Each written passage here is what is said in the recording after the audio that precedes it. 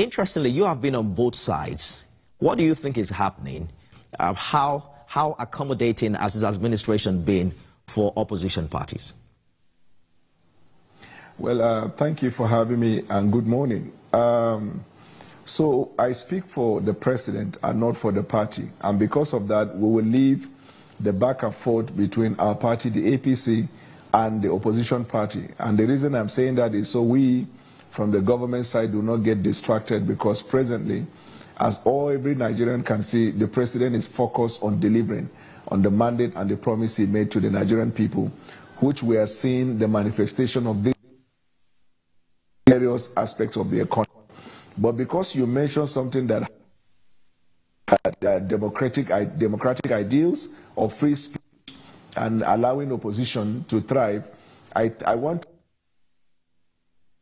Bwala Tinubu has proven believes absolutely in the free speech and allowing the opposition to run their party, their activities. But of course, you don't expect the president to run a party or to try to fix a problem of an opposition party simply because he wants to prove to Nigerians that he believes in opposition they have to do. But I'm sure that the Nigerian people are very clear. Bwala Tinubu is the saddle, and all of them, in my view, are patiently following the president as he guides us through this reform process, so we can go to a point where Nigeria will work for everybody, not Nigerian working for some people. And over the last 18 months, the Nigerian people can see the visible, touchable, feelable effect of this policy. One is that before President Bwala Tinubu took the office, know that it was reported that over 19 or 20-something states of the Federation were bankrupt and insolvent, could not pay salary. By the president's policy of removal of subsidy, it has generated increased revenue. Now, states are not talking about insolvency or bankruptcy. Now, we are asking the states to do us a favor and deliver on the promise they made to the state by ensuring that there is economic equality, by ensuring that we deal with poverty, by ensuring that we ramp up agriculture. Of course, you must know also that before President Bwala Tinubu took the oath of office, in other aspects of the economy, Nigeria was practically doing nothing. The foreign reserve was depleted with speed, like the speed of light. Right now, we have in the foreign reserve on the excess of $40 billion. And this is a savings even while we are paying the debt and clearing the forest backlog.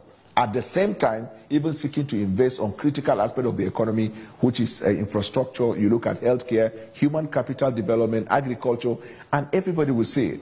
On recent time, I've been asked by various television stations as to the fact that they agree there is the progress in the administration, but that the progress is not moving the needle. And I told them, the whole essence of economy is limited resources, unlimited ones, and prioritization of your goal so you can achieve.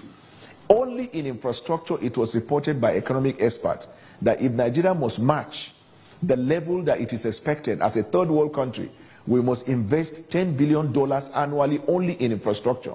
President Bwala Tinubu is dealing with a budget that is only a little above 10, if I'm not mistaken, on all areas.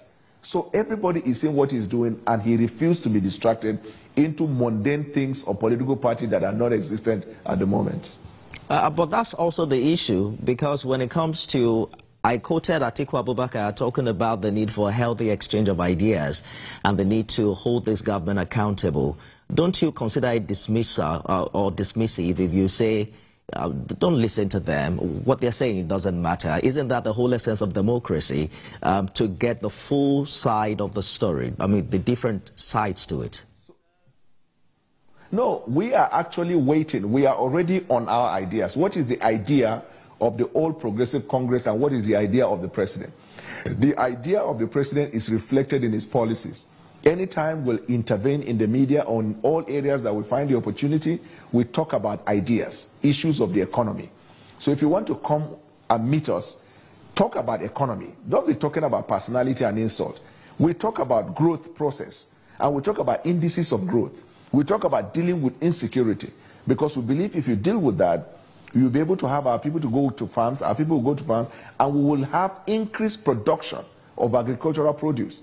We even went as far as communicating to Nigerians that President Bwala Tinubu knew before people started talking about agriculture in the climate change and in the G20. He started focusing on agriculture way before that. And this recent visit he made to the G20, they built on what was agreed at the climate change. And what was the focus?